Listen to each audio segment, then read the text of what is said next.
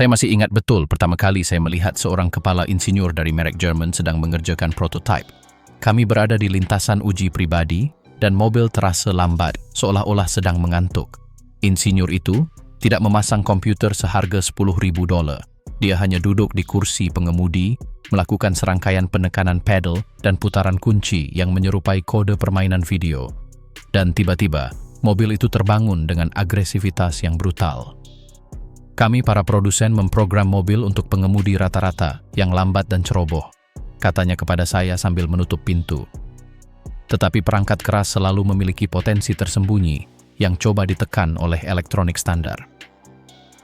Hari itu saya menyadari bahwa sebagian besar dari kita mengendarai versi cacat dari kendaraan kita sendiri. Selama bertahun-tahun di bengkel, saya telah melihat metode-metode ini dirahasiakan karena jika semua orang mengetahuinya, kunjungan ke dealer untuk pembaruan perangkat lunak akan hilang. Hari ini, saya akan mengungkapkan trik-trik yang berada di ambang legalitas, tetapi bekerja lebih baik daripada yang berani diakui oleh buku panduan pemilik manapun. Menyetel. Ulang transmisi adaptif Anda. Jika Anda merasa mobil otomatis Anda tidak lagi merespons dengan cepat seperti saat masih baru, perpindahan gigi terasa berat atau lambat, atau sistem berpikir lama sebelum menurunkan gigi saat Anda menekan pedal gas, itu belum tentu pertanda bahwa transmisi mengalami kerusakan mekanis. Dalam sebagian besar kasus, yang terjadi adalah transmisi Anda memiliki memori yang buruk. Transmisi otomatis modern, baik konverter torsi, kopling ganda, atau bahkan beberapa variasi transmisi variabel kontinu, CVT, menggunakan algoritma pembelajaran adaptif yang kompleks. Sistem ini terus memantau cara Anda menekan pedal gas, kecepatan menikung, dan gaya mengemudi Anda secara keseluruhan. Jika Anda telah menghabiskan 6 bulan terakhir menavigasi lalu lintas kota yang padat, merayap, atau mencoba menghemat setiap tetes bensin dengan mengemudi yang sangat hemat, komputer transmisi, secara teknis dikenal sebagai Unit Control Transmisi atau TCU, telah menyesuaikan waktu tumpang tindih kopling dan tekanan katup agar sehalus, selambat, dan sehemat mungkin. Pada dasarnya, Anda telah melatih mobil Anda untuk menjadi kendaraan yang malas dan tanpa karakter. Trik rekayasa yang rumit untuk memaksa transmisi melupakan kebiasaan buruk ini adalah prosedur reset adaptif mendalam. Ini bukan sekadar reset. Ini adalah pembersihan memory volatile unit control. Pada sebagian besar kendaraan dari 15 tahun terakhir, terutama merek Eropa dan Amerika, ada urutan tersembunyi yang terdengar seperti berasal langsung dari buku panduan mata-mata. Dengan mesin benar-benar mati, Anda perlu memutar kunci kontak ke posisi on, yaitu di mana semua lampu dashboard menyala, tetapi mesin sebenarnya tidak menyala. Setelah itu, Anda harus menekan pedal gas dengan kuat hingga mentok. Pastikan untuk menekan scalar overdrive atau kickdown yang Anda rasakan di ujung pergerakannya. Pertahankan pedal pada posisi itu selama tepat 30 atau 40 detik. Trik diagnostik, lampu indikator. Sebagian besar pengemudi panik ketika lampu indikator mesin menyala dan bergegas ke bengkel terdekat, di mana mereka seringkali dikenakan biaya $50 atau $100 hanya untuk menghubungkan pemindai dan memberitahu mereka apa yang salah.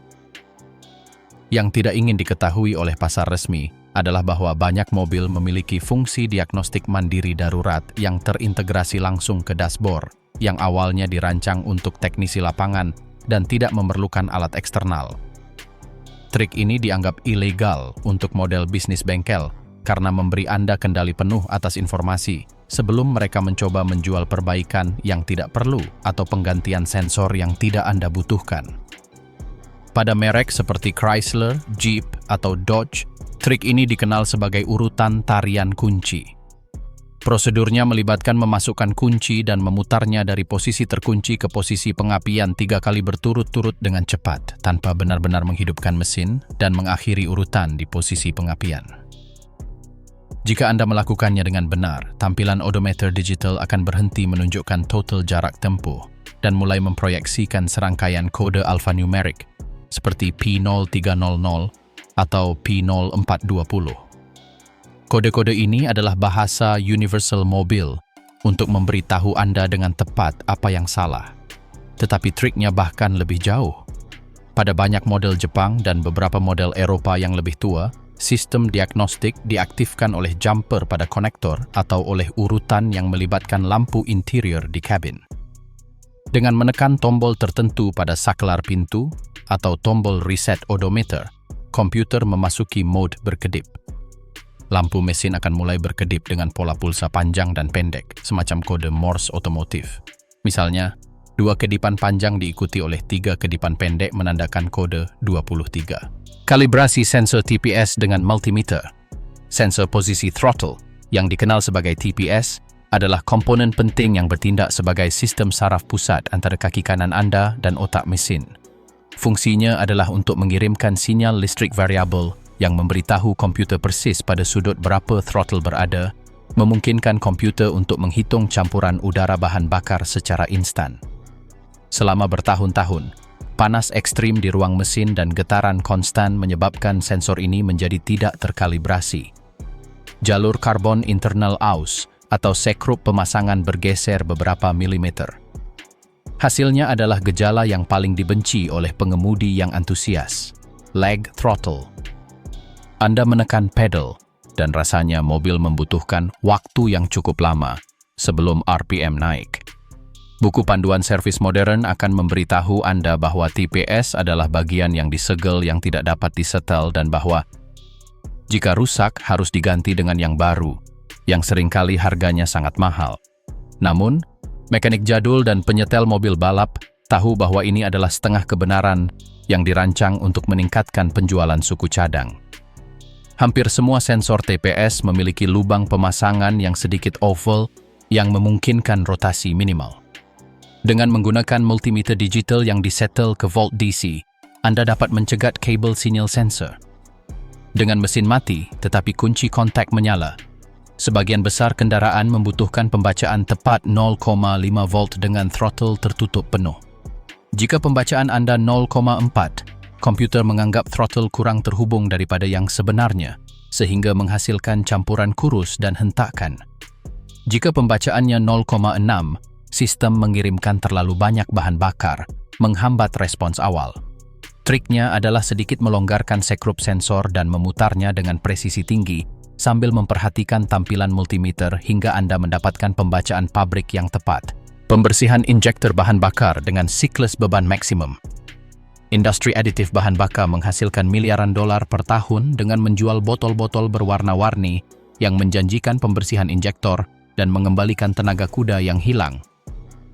Realitas teknis yang keras adalah bahwa sebagian besar produk ini hanyalah minyak tanah olahan dengan beberapa deterjen encer yang memiliki sedikit atau tidak ada efek pada endapan karbon yang mengeras dan pernis yang mengkristal.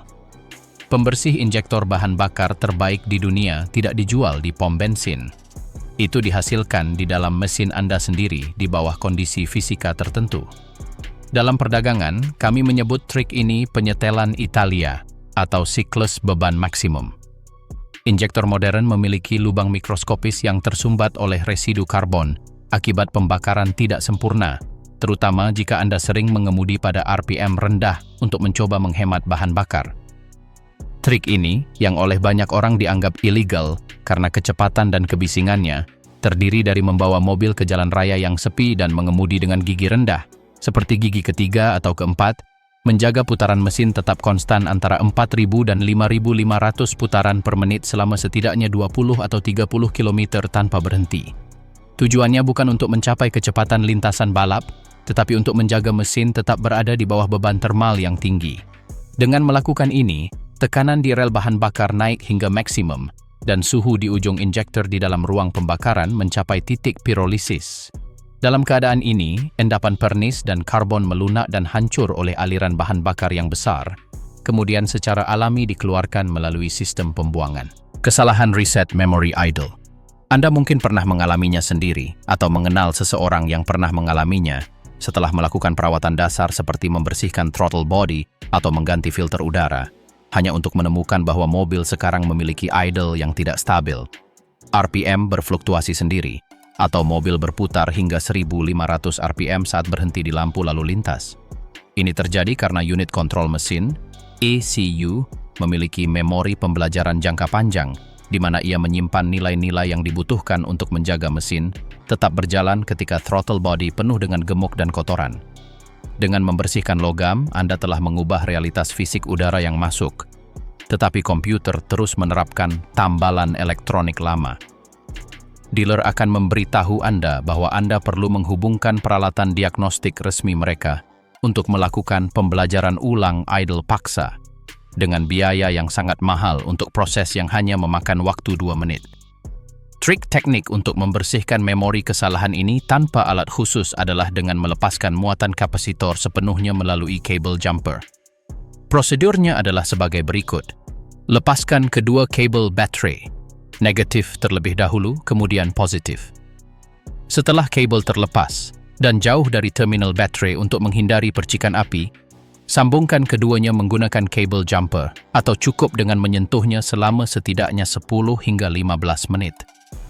Ini memaksa semua kapasitor internal di komputer mobil untuk melepaskan muatan sepenuhnya, menghapus RAM volatil, tempat data pembelajaran adaptif yang salah disimpan.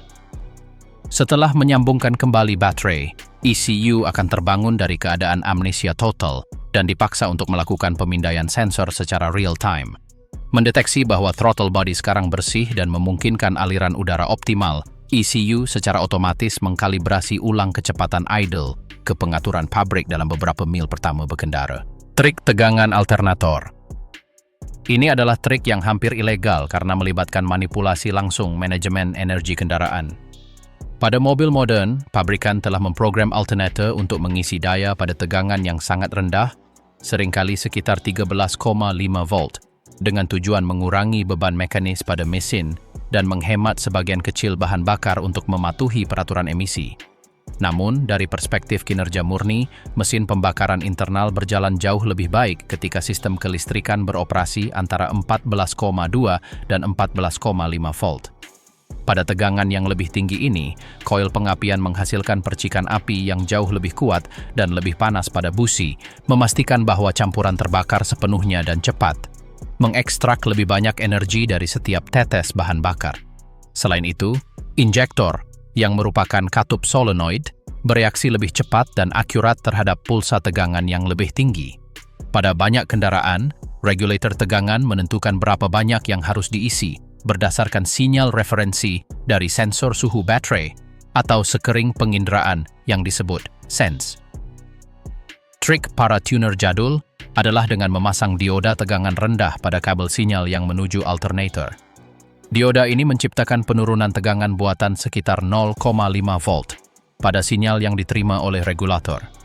Akibatnya, regulator mengira tegangan sistem lebih rendah dari yang sebenarnya dan memerintahkan alternator untuk meningkatkan outputnya sebagai kompensasi. Peningkatan kecil itu langsung mengubah perilaku mobil, mengaktifkan fungsi tersembunyi melalui menu teknik panel instrumen Anda.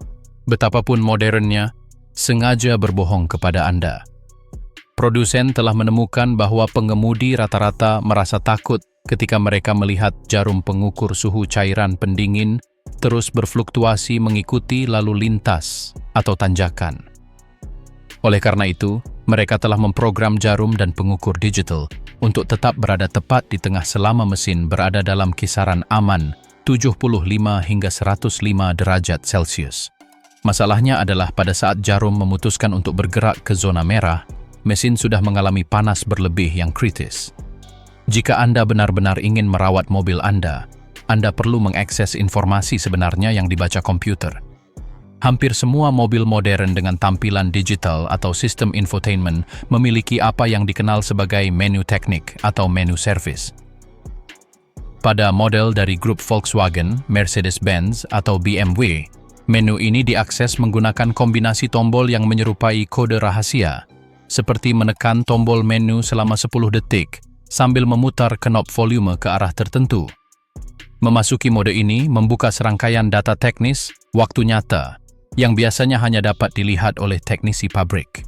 Anda dapat melihat suhu oli mesin yang tepat dalam derajat Celcius, tekanan turbo actual dalam bar, tegangan baterai yang tepat, dan, yang paling berguna, kecepatan digital actual yang ditangkap oleh sensor ABS menghilangkan margin kesalahan 5% yang dimiliki semua speedometer pabrik untuk menghindari denda. Penyetelan rem tangan presisi. Sebagian besar pengemudi, dan sayangnya banyak mekanik yang kurang berpengalaman, mencoba menyetel rem tangan yang longgar dengan mengencangkan mur yang terletak di bawah tuas di dalam mobil. Ini adalah kesalahan teknis serius yang pada akhirnya akan merusak sistem. Penyetelan dari tuas hanya meregangkan kabel baja dan membuat tegangan antara kedua roda belakang tidak seimbang, dan tidak meningkatkan efektivitas pengereman yang sebenarnya. Trik presisi yang sebenarnya, yang digunakan mekanik rem jadul untuk mencapai sensasi siap balap, dilakukan langsung pada poros belakang, tempat gesekan terjadi. Baik mobil Anda memiliki rem tromol belakang atau rem cakram dengan tromol tambahan internal kecil untuk parkir, ada mekanisme yang disebut penyetel bintang. Triknya melibatkan mengangkat poros belakang mobil, melepaskan sumbat karet kecil yang terletak pada pelat rem, dan menggunakan obeng pipih untuk memutar penyetel bintang internal ini secara manual. Tujuannya adalah untuk melebarkan kampas rem hingga roda terkunci sepenuhnya, lalu kembalikan penyetelannya tepat 3 atau 4 klik hingga roda berputar bebas kembali, tetapi dengan sedikit gesekan yang terdengar. Dengan melakukan penyetelan halus ini pada kedua roda belakang, Anda tidak hanya memberikan rem tangan rasa yang pendek, kuat, dan profesional, tetapi Anda juga mencapai sesuatu yang jauh lebih penting. Anda menyelaraskan kampas rem, sehingga pedal rem bereaksi jauh lebih tinggi, dan dengan gigitan yang jauh lebih cepat. Ini terjadi karena Anda telah menghilangkan gerakan mati piston belakang. Ini adalah perbedaan antara mobil yang terasa lembek saat mengerem, dan mobil yang memiliki respons pengereman yang kuat dan seimbang, sejak milimeter pertama tekanan pada pedal. Pembersihan karbon termal rumahan. Ini mungkin trik yang paling ditakuti oleh bengkel yang mencari nafkah dari perbaikan kepala silinder. Injeksi air adalah teknologi yang digunakan pada pesawat tempur Perang Dunia II untuk mendinginkan ruang bakar dan mendapatkan tenaga ekstra. Namun, dalam dunia perawatan darurat, teknologi ini digunakan untuk melakukan pembersihan internal mendalam yang tidak dapat ditandingi oleh aditif kimia apapun. Masalah dengan mesin modern, terutama yang menggunakan injeksi langsung, adalah penumpukan endapan karbon pada kepala piston dan katup. Karbon ini bertindak seperti spons, menyerap bahan bakar dan menciptakan titik panas yang menyebabkan prapengapian yang akan merusak mesin dalam jangka panjang. Triknya, yang harus dilakukan dengan presisi bedah untuk menghindari guncangan hidrolik, terdiri dari memasukkan kabut air suling yang sangat halus melalui sistem vacuum intake dengan mesin pada suhu operasi dan sekitar 2.500 putaran per menit. Ketika air memasuki ruang bakar pada suhu lebih dari 800 derajat Celcius, air tersebut langsung mengembang menjadi uap bertekanan tinggi. Perubahan keadaan fisik ini menciptakan efek pembersihan kejut termal, yang melonggarkan endapan karbon yang paling membandel, mengubahnya menjadi debu yang dikeluarkan melalui knalpot. Trik peretasan sensor oksigen dengan spacer. Pada tahun 2026, peraturan emisi menjadi sangat ketat sehingga komputer mobil akan menyalakan lampu indikator mesin dan membatasi tenaga mesin segera setelah mendeteksi bahwa efisiensi konverter katalitik telah turun dari 95% menjadi 85%. Konverter katalitik baru yang asli dapat berharga ribuan dolar, seringkali melebihi nilai jual kembali mobil berusia 10 tahun. Disinilah trik spacer atau penipu untuk sensor oksigen sekunder berperan, suatu praktik yang dianggap ilegal oleh banyak pihak berwenang karena dianggap merusak sistem kontrol emisi, tetapi dapat menghemat anggaran keluarga secara keseluruhan. Sensor oksigen hilir memiliki satu fungsi, untuk memverifikasi bahwa konverter katalitik berfungsi. Jika gas yang melewatinya terlalu mirip dengan gas yang masuk ke sistem, komputer menganggap konverter tersebut rusak. Triknya melibatkan pemasangan sepotong logam yang memindahkan sensor menjauh dari aliran langsung gas buang, sehingga hanya sebagian kecil sampel yang bersentuhan dengan ujung sensor. Karena letaknya lebih jauh dan menerima aliran udara yang lebih sedikit, sensor mengirimkan sinyal gas bersih ke unit kontrol. Hal ini mencegah mobil memasuki mode darurat, limp mode, sehingga mesin dapat terus beroperasi dengan peta injeksi bahan bakar normal yang bertenaga. Ini adalah solusi teknik mekanik sederhana yang mengembalikan fungsionalitas kendaraan ketika birokrasi elektronik mencoba memaksa Anda untuk memensiunkannya sebelum waktunya karena suatu komponen yang meskipun tidak berfungsi sempurna tetap memungkinkan mobil untuk berjalan tanpa masalah. Trik oli transmisi pada mesin diesel. Mesin diesel modern yang dilengkapi dengan sistem common rail adalah mesin yang sangat presisi, tetapi memiliki kelemahan. Bahan bakar diesel saat ini memiliki kandungan sulfur yang sangat rendah untuk memenuhi peraturan lingkungan. Masalahnya adalah sulfur dulunya bertindak sebagai pelumas alami untuk pompa dan injektor bertekanan tinggi yang beroperasi pada tekanan melebihi 2000 bar. Tanpa pelumasan ini, komponen logam mengalami keausan gesekan kering yang akhirnya menghasilkan serpihan logam mikro yang merusak seluruh sistem injeksi. Trik terlarang yang digunakan oleh para pengemudi truk yang berhasil membuat mesin mereka mencapai lebih dari 1 juta kilometer melibatkan penambahan proporsi yang tepat dari cairan transmisi otomatis, ATF, 2 tak ke dalam tangki bahan bakar, sekitar 250 ml per 60 liter diesel.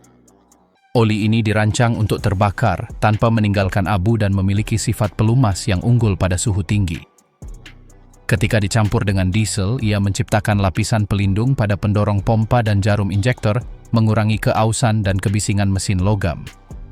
Meskipun produsen memperingatkan bahwa hal ini dapat merusak filter partikulat, realitas teknis pada tahun 2026 menunjukkan bahwa sistem injeksi yang terlumasi dengan baik menghasilkan pembakaran yang lebih bersih, yang lebih dari cukup untuk mengimbangi residu oli apapun.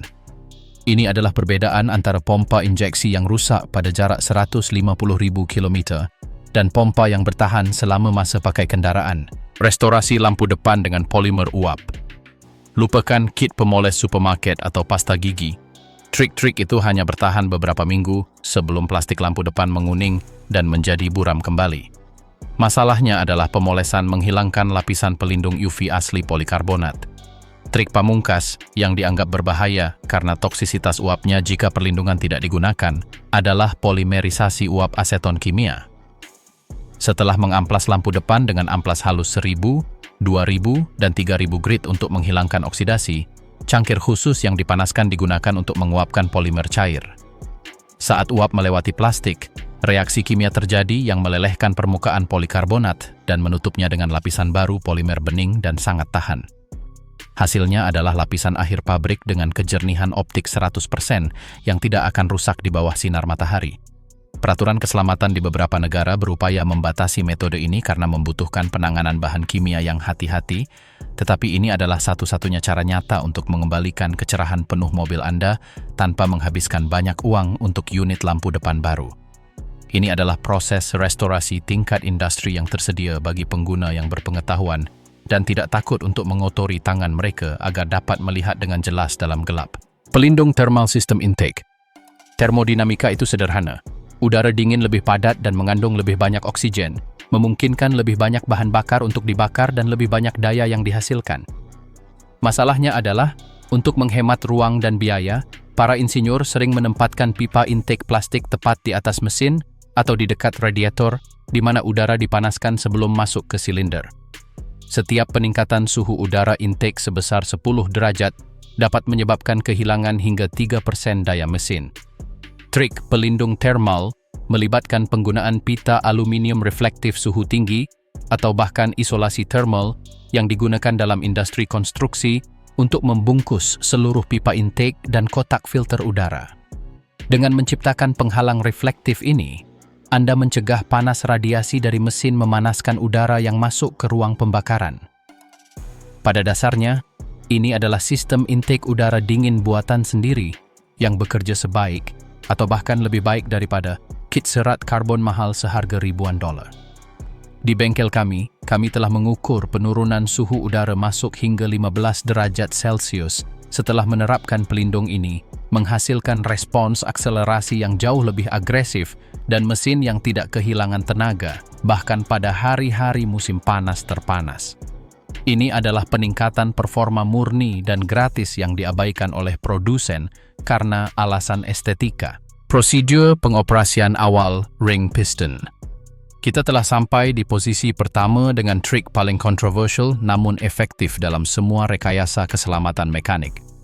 Banyak mesin mulai membakar oli bukan karena rusak, tetapi karena ring piston telah menjadi mengkilap akibat bertahun-tahun berkendara terlalu lembut di kota.